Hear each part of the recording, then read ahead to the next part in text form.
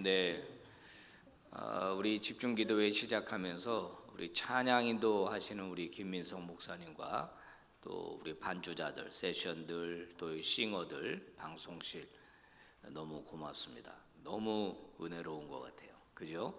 우리 격려의 박수 한번 하겠습니다.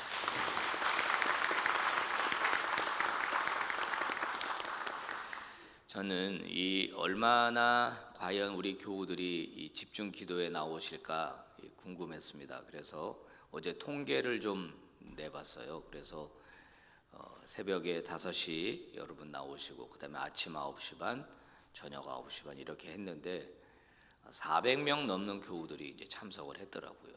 대단합니다. 더 감사한 건 뭐냐면 그중에 20%가 우리 아이들이에요. 중고등부 또 영유아부까지 청년들까지 20%가 거기에 참여하고 있었어요. 너무 감사해요. 우리 교회 잘 되는 교회입니다. 한번 따라서 합시다. 우리 교회 잘 되는 교회입니다. 아멘. 아멘. 자, 오늘 두 번째 말씀인데요. 복음의 배경과 그 전제들. 오늘도 하나님 말씀을 증거하겠습니다. 여러분, 예수께서 선포하셨던 하나님의 나라는 굉장히 심오한 말씀입니다. 이 말씀이 어떻게 해서 나왔는지를 아는 것이 매우 중요해요. 왜 예수님이 하나님의 나라를 말씀하실 수밖에 없었는가? 하나님의 나라를 이 땅에 가져왔다는 소식 자체가 복음인데 예수님이 이 말씀을 왜 하시게 되었는지를 아는 게 굉장히 중요합니다. 자, 그 배경어를 알려면 첫 번째가 이제 뭐냐면 창조 사상이에요. 창조 사상. 두 번째는 타락 사상입니다. 세 번째는 언약 사상이고 네 번째는 바로 이 종말 사상입니다. 이 네 가지를 잘 알면은 예수님이 왜 하나님의 나라에 대하여 말씀하셨는지를 여러분 이제 알게 될 겁니다. 창조 사상 이제 하나씩 살펴봅니다. 첫 번째 이 창조 사상. 창세기 1장 1절을 한번 읽어볼까요? 시작. 태초에 하나님이 천지를 창조하시니라. 여기서 하나님이 천지를 창조하셨다 그랬습니다. 하늘과 땅을 창조하셨다 이렇게 돼 있죠. 히브리 사람들, 유대인들에게 하늘과 땅이라고 하는 개념은 우주 전체를 가리킵니다. 우주라는 단어가 없어요. 그렇기 때문에 하늘과 땅을 창조하셨다 그러면 온 우주를 창조하셨다 이렇게 보는 거고요. 우주를 두 군데로 나눴어요. 한 군데는 하늘이고 다른 한 군데는 땅입니다. 이 하늘은 하나님이 계시는 곳이에요. 우리가 일반적으로 야 하늘이 참 파랗다 할 때 그 하늘이 아닙니다. 이 하늘은 하나님이 거처하시는 곳이에요. 영의 세계입니다. 하늘과 땅을 창조하셨어요. 땅은 인간들이 거주하는 곳입니다. 그래서 하나님이 하늘과 땅을 창조하셨기 때문에 하늘과 땅은 누가 주인일까요? 하나님이 주인이에요. 하나님이 창조하셨기 때문에. 그래서 하늘에도 하나님이 주인이시고 땅에도 하나님이 주인이신 거예요. 이걸 다른 말로 표현하면 하나님은 왕이시다 이런 말입니다. 왕. 그분이 다스린다라고 하는 개념 때문에 하나님을 왕이라고 부르는 거예요. 그런데요, 하나님은 하늘에 계시기 때문에 이 땅에 하나님을 대신해서 통치하는 존재가 필요했는데 그게 바로 인간입니다. 하늘에는 하나님이 다스리는데 땅에는 하나님을 대신해서 대리 통치자가 필요했고 그래서 하나님은 인간을 창조하시게 된 겁니다. 자, 하나님은 인간을 창조하실 때 하나님의 형상대로 창조했다 이렇게 성경은 기록하고 있죠. 하나님의 형상. 도대체 뭐가 하나님의 형상이냐? 여기에 대한 의견이 분분합니다. 먼저 26절, 27절 창세기 1장 한번 우리 읽어보겠습니다. 같이 시작. 하나님이 이르시되 우리의 형상을 따라 우리의 모양대로 우리가 사람을 만들고 그들로 바다의 물고기와 하늘의 새와 가축과 온 땅과 땅에 기는 모든 것을 다스리게 하자 하시고 하나님이 자기 형상 곧 하나님의 형상대로 사람을 창조하시되 남자와 여자를 창조하시고 하나님이 그들에게 복을 주시며 하나님이 그들에게 생육하고 번성하여 땅에 충만하라. 땅을 정복하라. 바다의 물고기와 하늘의 새와 땅에 움직이는 모든 생물을 다스리라 하시니라. 아멘. 이 놀라운 선언입니다. 여기에 하나님이 자기의 형상대로 인간을 만들었다. 남자와 여자를 만들었다. 우리의 모양대로 사람을 만들자. 그러면서 저 마지막에 다스리라. 그들에게 뭐라고 말했냐면은 이 온 땅을 다스려라. 그렇게 명령을 했습니다. 하나님께서 하나님의 형상대로 인간을 만들었다는 것은 그래서 중요한 의미가 있는 겁니다. 우리는 다른 동물과는 완전히 다른 존재입니다. 이 땅에 존재하는 많은 동물들과는 비교할 수가 없다는 거예요. 그래서 가인이 동생 아벨을 죽이지 않았습니까? 그 죄가 무서운 건 뭐냐면 하나님의 형상을 가진 존재를 죽였기 때문에 이게 무서운 죄가 되는 거예요. 요즘 인권 합니다. 그죠? 인권.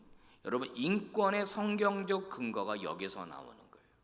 모든 사람은 하나님의 형상을 닮아 지었기 때문에 고귀한 존재라는 겁니다. 그가 피부 컬러가 블랙이든지 화이트이든지 옐로우든지 상관없이 피부 색깔이 검은 흑인이랄지라도 그는 하나님의 형상대로 지음받은 사람이라는 거예요. 그래서 그는 고귀하고 소중한 존재다. 이게 인권이 바로 여기서부터 출발하는 거거든요. 자, 그런데 유대 랍비부터 고대 신학자들 그리고 오늘날에 이르기까지 이 토론의 주제가 뭐냐면은 그러면 도대체 인간의 어떤 부분이 하나님의 형상이냐 하는 거예요. 도대체 어떤 부분이 하나님의 형상이냐? 일단 여러분, 오해는 하지 마세요. 하나님께서 머리카락이 있으시고 눈, 코, 입이 있고 손과 발이 있고 그래서 하나님의 형상은 아닙니다. 그 종종 하나님의 머리카락은 뭐 금발일까 은발일까 이런 생각하는데 하나님 그렇지가 않아요. 그런 우리 인간 신인 동형, 그러니까 인간과 그런 이 육체적인 이런 똑같은 걸 가졌다는 의미는 아닙니다.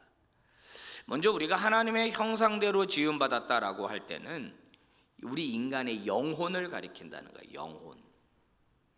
여러분, 모든 피조 세계에 많은 동물들이 있는데 거기에 보면은 인간만 독특하게 영이라는 걸 가지고 있지 않습니까? 영. 모든 동물은 혼을 가지고 있으니까 육체와 혼. 그래서 혼이 떠나면은 이제 사체가 되는 겁니다. 근데 인간만 이 영이라고 하는 독특한 걸 가지고 있는데 이 영은 신을 숭앙할 수 있게 해주고 뭔가 인간 이상의 어떤 존재에 대해서 어렴풋이나마 알게 해주는 어떤 그 신비한 어떤 그런 감각, 그게 영 아니에요, 영? 인간에게만 이 영혼이라는 게 있어요. 그래서 이것을 가지고 우리가 하나님과 교통하는 거거든요. 그래서 찬양도 내 영이 주를 찬양합니다 그러잖아요. 내 영이. 그 내 안에 영이라는 부분이 분명히 있는 겁니다. 그 다음에 또 하나는 이 이성이라는 거 있잖아요. 이성.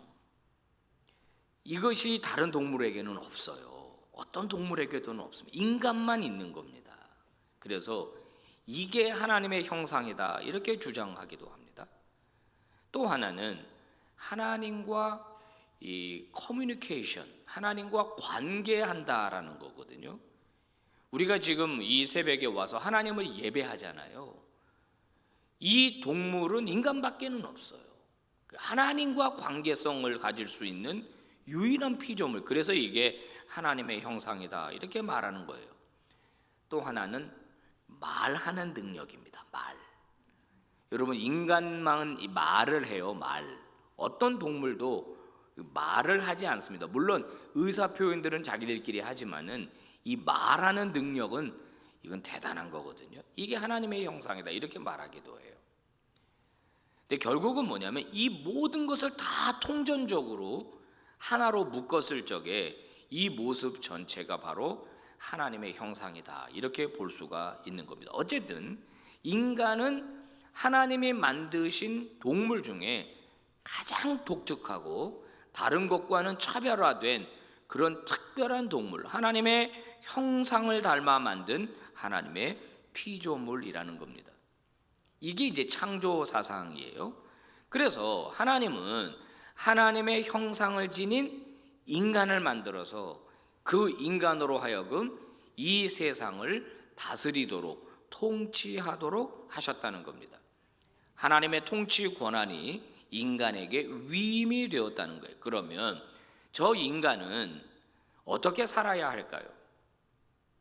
자기에게 통치권을 위임하신 주인, 왕, 하나님을 전적으로 의지하면서 살아야 할 겁니다. 그죠? 그뿐만이 아니라 하나님의 뜻대로 다스려야 될 거예요. 자기에게 통치권을 위임했으니까. 그게 인간이 기본적으로 가져야 할 태도라고 하는 겁니다. 이게 이제 창조 사상이에요. 두 번째는 타락 사상입니다. 자, 이 인간이 사탄에게 이제 넘어가게 돼요. 사탄의 꼬드김에 넘어가게 되는데 사탄은 인간에게 뭐라고 말합니까? 네가 하나님이 되라 이렇게 꼬드기죠. 하나님 밑에서 하나님 대리 통치자 역할을 하지 말고 그냥 네가 하나님이 되면 안 되냐? 그냥 네 뜻대로 다스려라. 네가 그냥 왕이 돼서 이 땅을 다스려라. 이렇게 이제 유혹을 한 겁니다. 거기에 하와가 넘어가고 아담이 넘어갔죠. 그래서 아담과 하와는 하나님의 명령을 거부하고 사탄의 말에 순종한 꼴이 되고 만 겁니다. 그래서 인간은 자기 스스로 사탄 밑으로 들어간 거예요. 하나님이 따먹지 말라고 하는 선악과를 따먹고 하나님처럼 되라고 그러면 네가 하나님 될 수 있다라고 하는 말에 속아 넘어가서 사탄 밑으로 들어간 꼴이 된 겁니다. 이거를 뭐라 그래요? 이거를 타락이라고 하는 겁니다. 타락. 인간이 자기의 지위를 상실해 버린 거예요. 하나님의 대리 통치자로서의 지위를 상실한 것을 우리는 타락이라 이렇게 이야기를 하는 겁니다. 자, 타락하게 된 결과 어떻게 됐습니까? 하나님이 필요 없게 된 겁니다. 하나님과의 관계를 자기 스스로 끊어버렸습니다. 과거에는 하나님을 의존하는 자였습니다. 하나님을 인정하는 자였습니다. 하나님 뜻대로 살아가는 자였습니다. 그런데 이제는 하나님과의 관계를 끊어버리니까 자기 능력 가지고 살아가게 된 거예요. 자기 능력. 자기 능력. 그래서 탕자의 비유 있잖아요. 탕자의 비유. 둘째 아들이 유산을 다 달라 그래서 아버지를 이렇게 떠나잖아요. 이게 바로 뭐냐면 하나님을 떠난 인류, 그들이 맞이하게 되는 결국 비참한 꼴이 된다라고 하는 것을 바로 그 비유에서 보여준 거거든요. 아버지를 떠나면 어떻게 된다? 당분간은 자기가 가진 재산과 자기가 가진 능력으로 살아야 되겠죠. 그러나 그것은 소진되게 되는 것이고 새로 공급되지 않기 때문에 결국 비참한 처지에 다다를 수밖에 없다라고 하는 거예요. 인간은 하나님을 떠나야만 행복할 수 있다고 생각하는 겁니다. 타락한 결과예요. 하나님을 떠나야만, 하나님을 인정하지 않고 내 뜻대로 살아야, 내 마음대로 살아야 행복해질 수 있다라고 착각하게 된 것입니다. 재미있는 거는요, 유대 랍비들은 인간이 타락함으로 6가지를 잃어버렸다고 그렇게 이야기합니다. 첫 번째는 얼굴의 광채를 잃어버렸다. 굉장히 잘생겼었는데 이 타락함으로써 완전히 추남이 되었다. 추남 추녀가 되었다. 이렇게 유대 신학은 이야기를 해요. 두 번째는 타락하면서 키가 줄어들다. 키가. 제가 이제 타락의 이제 결과의 전형적이에요. 너무 심하게 웃는 거 아닙니까? 그런 거죠. 인간의 키가 확 줄어들었다. 이게 유대 신학자들이 하는 이야기입니다. 세 번째는 하늘의 광채를 잃어버렸다. 그래서 어둠과 혼돈 속에서 살아가는 존재다. 키가 줄고 하늘의 광채를 잃어버렸기 때문에 암흑 속에서 살아간다. 넷째는 땅의 열매를 잃어버렸다. 그래서 땅의 소산이 풍부해가지고 잘 먹고 잘 살았었는데 이제는 피땀 흘려 농사해도 겨우 먹게 살게 됐다는 거죠. 다섯 번째는 나무의 열매를 잃어버렸다. 포도 한 송이를 여러 사람이 들 정도로 컸었는데 범죄한 이후에는 나무의 열매가 작아졌다. 그리고 마지막 여섯 번째 잃어버린 것은 영원한 생명을 잃어버렸다. 인간은 죽음을 모르는 존재로 창조가 되었어요. 선악과를 먹는 날에는 정령 죽으리라. 근데 아담과 하와가 따먹고 금방 죽지는 않았어요. 그러나 시간이 지나면서 결국은 죽음이 찾아왔어요. 그래서 불변하는 진리, 이 땅에 태어난 모든 인간은 반드시 죽는다. 반드시 죽는다. 어떤 사람은 조금 오래 살았을 뿐이고 어떤 사람은 조금 일찍 죽었을 뿐이지 태어난 인간은 반드시 죽는다. 6가지를 잃어버렸다고 합니다. 여러분, 하나님과 인간 사이의 관계는 일종의 생명줄이 연결이 되어 있었어요. 근데 그 생명줄이 끊어진 거죠. 그래서 결국 인간은 제한된 자원 안에서 결핍을 느낄 수밖에 없어요. 하나님과 관계가 끊어졌기 때문에 고통이 찾아오고 하나님과의 관계가 끊어졌기 때문에 죽음이 찾아오고 인생이 허무하고 외롭고 괴롭고 고통이 찾아오고 공포가 찾아오고 불안과 염려 증상이 찾아오는 것은 다 하나님과의 관계가 끊어졌기 때문이에요. 여러분, 하나님과의 관계가 다시 회복되면 어떻게 돼요? 삶이 허무하지 않습니다. 이제 하루하루 인생이 의미 있는 인생으로 바뀌는 거예요. 괴로움이 기쁨으로 바뀌죠. 공포가 평안으로 바뀝니다. 그런 축복이 여러분에게 임하기를 주의 이름으로 축원합니다. 하나님과의 관계가 연결되면 이게 다 바뀌게 되는 거, 바뀌게 돼요. 그런데도 사탄은 지금 계속 우리를 부추깁니다. 저와 여러분을 부추깁니다. 어떻게 부추기느냐? 하나님을 믿으면서, 예수를 믿으면서도 하나님으로부터 네 스스로 너의 삶을 안위할 수 있는 그런 조건들을 받아내게 하도록 우리를 부추기는 겁니다. 그러니까 하나님을 믿는 게 아니라 물질이나 만모니즘을 믿으면서 그 만모니즘을 더 많이 소유할 수 있도록 하나님을 도구화하라는 게 사탄의 전략이거든요. 여러분, 가만히 생각해 봐요.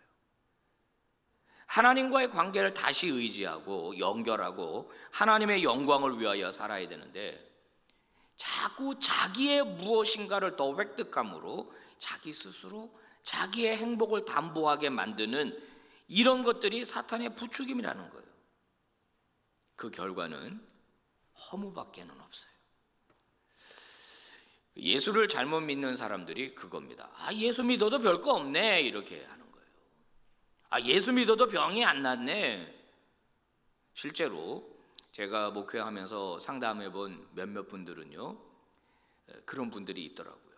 교회를 열심히 다녔는데 자기 친동생이 너무너무 그 어릴 때 몸이 아팠었대요. 그래서 하나님 앞에 간절히 기도했다는 거예요. 근데 결국 자기 동생이 세상을 떠나더래요. 그러면서 하나님은 없다. 하나님은 없다. 그리고 그 뒤로부터 교회 발길을 끊었다는 얘기를 제가 들은 적이 있거든요. 왜 교회 안 나오세요? 그랬더니 그분이 하는 이야기예요. 사업이 몹시도 어려웠는데 하나님 이 사업을 살려주세요, 살려주세요 했는데 사업이 살아나질 않더라는 거예요. 그래서 하나님은 없다, 그렇게 생각하고 발길을 끊었다는 겁니다. 여러분, 하나님은요, 내가 원하는 것, 내가 바라는 것, 내가 하고 싶은 것을 할 수 있도록 만들어주는 요술램프가 아닙니다. 그분이 왜 그렇게 하시는지는 몰라요. 하지만 그분은 하나님이기 때문에 우리는 왜 그런 일이 생기는지 나중에 하나님한테 가서 여쭤봐야 되겠지만은 하나님의 처분과 하나님의 주권에 대하여 인정할 수 있어야 됩니다. 그리고 내가 살아가는 목적이 하나님의 영광이지 내 영광을 위하여 하나님이 필요한 건 아니라는 거예요. 타락사상, 인간은 타락했다. 하나님과의 관계를 끊어버렸다. 그래서 인간은 결국 결핍을 경험하고 고통과 허무와 불안과 염려 속에서 살아가는 존재가 되었다. 세 번째, 언약사상입니다. 언약사상은 뭐냐면은 그 타락한 인간들을 그냥 내버려 두지 않고 다시 그 인간들을 구원하는 일을 하나님이 시작하시겠다는 것이 바로 언약사상입니다. 창세기 12장에서 하나님께서 아브라함을 부르십니다. 그러면서 그에게 몇 가지 약속을 해주는데요. 그 약속의 총칭이 뭐냐면 내가 너로부터 큰 나라를 만들겠다 하는 거예요. 나라의 3요소가 있잖아요. 땅을 주겠다는 거예요. 땅. 두 번째는 큰 민족을 주겠다는 거예요. 세 번째는 내가 너희의 왕이 되겠다. 주권. 그래서 하나님은 아브라함으로부터 새롭게 하나님이 다스리는 나라를 만들겠다라고 하신 겁니다. 그리고 나는 너의 하나님이 되어주겠다. 이게 바로 이제 언약입니다. 언약. 너는 내 백성이 되고 나는 너의 하나님이 되어주겠다. 이게 바로 언약이죠. 내가 너를 지키고 너를 보호하고 너를 책임져 주겠다. 그러면 이제 이스라엘이라고 하는 나라는 하나님을 인정하고 하나님의 통치 방식을 따라서 하나님만을 섬기는 그런 민족이 되었어야만 하는 겁니다. 그런데 이 약속은 사실 이스라엘만을 위한 게 아니에요. 왜 그러냐? 출애굽기 19장에서 이스라엘을 가리켜서 뭐라고 말씀하셨냐면 내가 너를 제사장 나라로 삼겠다 그러셨거든요. 그러니까 이스라엘이라고 하는 나라를 샘플로 하나님 사용하셔서 제2, 제3, 제4의 이스라엘의 나라를 하나님이 계속 만들 생각을 가지셨던 거예요. 자, 이런 언약을 잘 나타내는 언약문이 성경에 여러 가지로 등장해요. 하나님은 왕이시고 이스라엘은 그의 백성이다. 하나님은 아버지가 되시고 이스라엘은 그의 자녀다. 하나님은 목자가 되시고 이스라엘은 그의 기르시는 양떼다. 하나님이 신랑이 되시고 이스라엘은 그 신부가 되신다. 하나님은 농부이시고 이스라엘은 포도원이다. 이런 표현들은요 전부 다 언약문입니다. 언약문. 내가 너를 내 백성으로 삼겠다. 내가 너의 아버지가 되어주겠다. 내가 너를 다스리겠다. 여러분 이것을 그림으로 그리면 온 우주를 하나님이 창조하셨어요. 그리고 하나님은 땅을 창조하셨어요. 이 세상을. 그리고 이 세상을 인간들에게 통치하도록 위임하신 겁니다. 그런데 이 세상이 바로 인간이 타락함으로 인해서 사탄에게로 넘어간 거예요. 이제 이 사탄에게로 넘어간 이 세상을 하나님이 다시 되찾으시겠다는 겁니다. 그게 뭐예요? 그게 바로 오늘 우리가 세 번째로 살펴보는 언약사상입니다. 언약. 하나님이 그 일을 하시겠다는 거예요.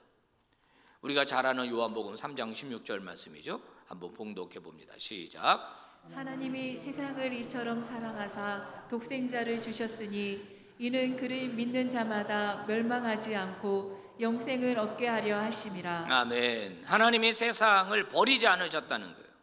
사탄에게로 넘어간 그 세상을 하나님의 세상을 버리사가 아닙니다. 하나님이 세상을 미워하사가 아닙니다.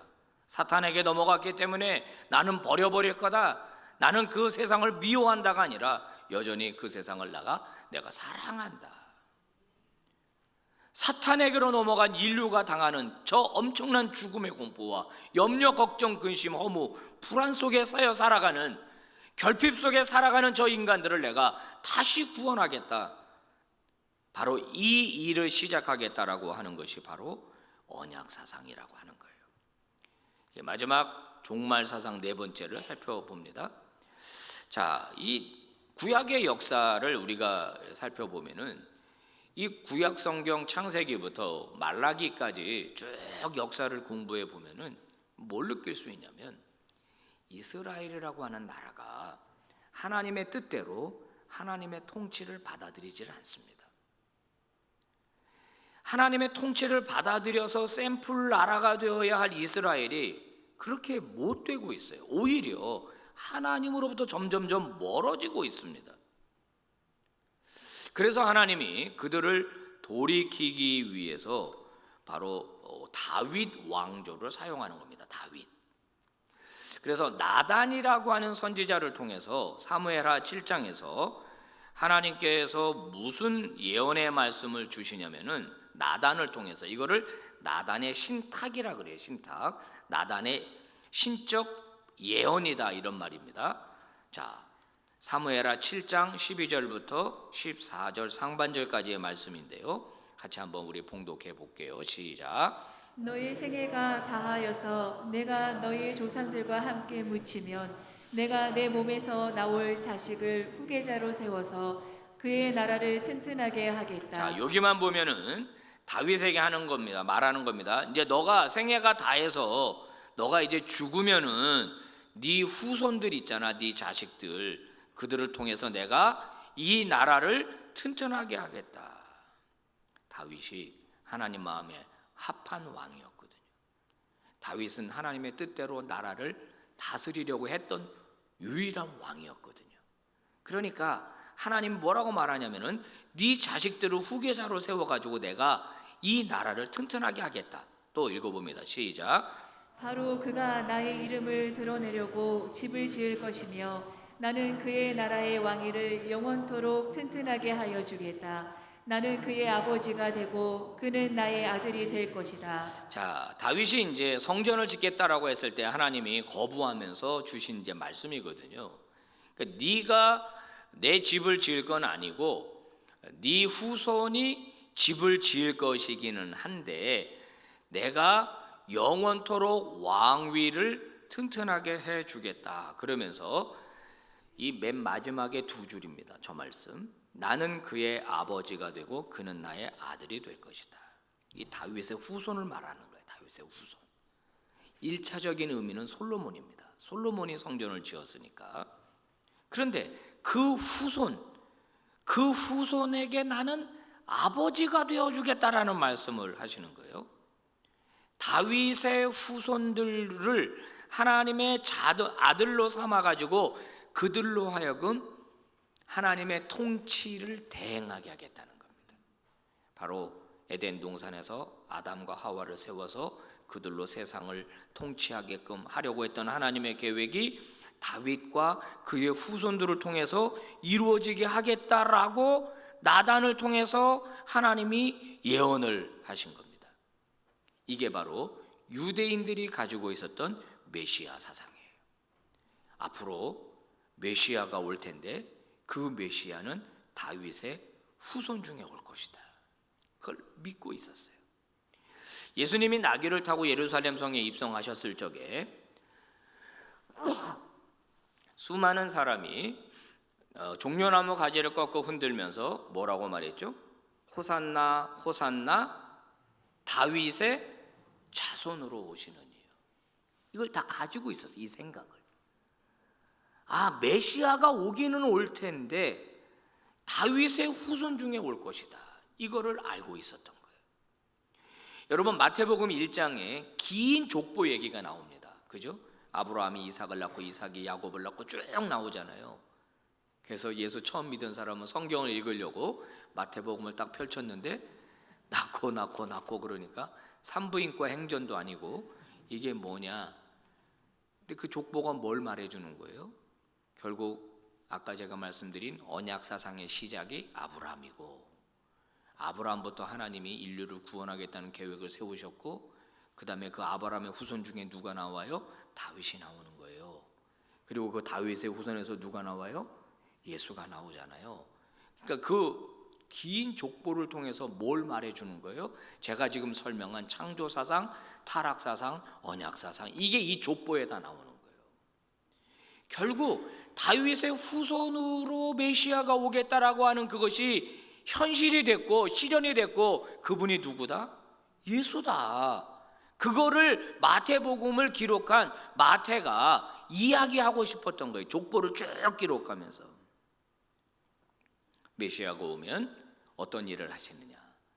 사탄을 몰아내는 거예요. 사탄을. 하나님이 창조한 이 세상이 사탄에게로 고스란히 넘어갔는데 그 사탄을 메시아가 오면 몰아낸다는 거예요. 몰아낸다. 그래서 예수님이 오셨을 때 사탄이 떠나간 거예요.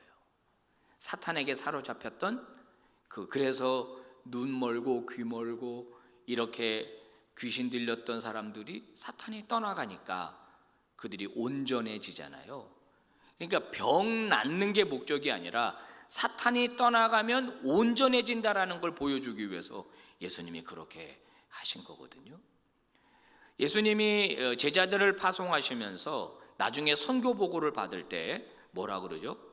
저희들이 예수의 이름으로 선포하니까 귀신들이 떠나가나이다 그랬잖아요. 그러니까 그 통치 권한을 위임받은 제자들이 가는 곳마다 뭐가 떠나가요? 사탄의 다스림이 떠나가는 거예요. 그러면 그곳에 뭐가 오는 거죠? 하나님의 다스림이 임하는 거예요. 자, 여러분 생각해 봐요. 여러분이 예수 믿기 전에 누구의 다스림을 받았어요? 여러분이 인정하고 싶지 않겠지만은 공중 권세 잡은 자를 따랐다고 바울이 말하는 거예요. 우리는 다 우리가 인지하지 못하는 상태에 공중 권세 잡은 악한 영을 따라 살아가는 존재였단 말이에요. 그러니까 예수를 믿고 나면 어떻게 돼요? 예수를 믿고 나면 우리가 다시 하나님의 통치 안으로 들어가서 하나님을 따르는 자가 되는 거죠. 솔로몬을 기점으로 다윗 왕조는 변질이 됩니다. 저 나단의 신탁이 이루어지지를 못했어요. 그런데 중요한 것, 어떻게 이루어집니까? 나단의 신탁이 있고 난 다음에 결국 누가 태어납니까? 다윗의 아들들 중에서 예수가 태어나는 거예요. 예수. 그래서 사무엘하 7장에서 말하는 그 아들이 내 아들이 될 것이다 라고 하는 그분이 바로 예수 그리스도가 되는 겁니다. 결국 하나님의 아들, 그분이 다윗의 후손으로 이 땅에 오시고 그분이 이 땅에 하나님의 통치를 가지고 왔다. 그의 나라를 다시 시작하셨다. 그리고 그분은 악한 사탄을 몰아내고 이것을 온전히 하나님의 통치가 이루어지는 나라로 만들 것이다. 이게 바로 종말 사상이고 그것이 완성되는 것이 요한계시록이에요. 요한계시록은 새 하늘과 새 땅이 온전히 이루어지는 것을 우리에게 보여주는 겁니다. 마가복음 1장 14절 15절 한 번 더 봉독해 봅니다. 시작. 요한이 잡힌 후 예수께서 갈릴리에 오셔서 하나님의 복음을 전파하여 이르시되 때가 찼고 하나님의 나라가 가까이 왔으니 회개하고 복음을 믿으라 하시더라. 아멘. 드디어 때가 왔다. 무슨 때? 아까 말씀드린 대로 하나님께서 이 나라를 되찾으려고 시작하시는 때, 바로 메시아를 이 땅에 보내셔서 악한 사탄을 몰아내시고 하나님의 통치를 이루어지게 만드는 그때가 드디어 왔다. 그게 뭐야? 그 소식이 바로 기쁜 소식, 복된 소식, 그게 바로 복음이다 하는 겁니다. 자, 성도 여러분, 우리는 복음을 받은 자입니다. 그리고 우리는 예수 그리스도께서 이 땅에 오셔서 하시고자 하는 거룩한 그 일, 바로 하나님의 통치를 이루려고 하시는 그 일, 하나님의 나라를 세우고 확장시키려고 하는 그 일을 우리에게 위임하셨다는 걸 기억해야 합니다. 그냥 나 혼자 예수 믿고 복 받고 천국 가는 게 우리에게 복음을 준 목적이 아니고, 예수 그리스도는 그 일을 제자들에게 위임하시고 그 제자들은 또 다른 제자에게 위임했기 때문에 130년 전에 그 위임받은 선교사들이 조선 땅에 온 것이고, 오늘도 선교사들은 그 소식을 전하기 위해서 다른 나라로 떠나가는 것이고, 오늘도 그 소식을 전하기 위해서 우리는 전도라고 하는 것을 하는 겁니다.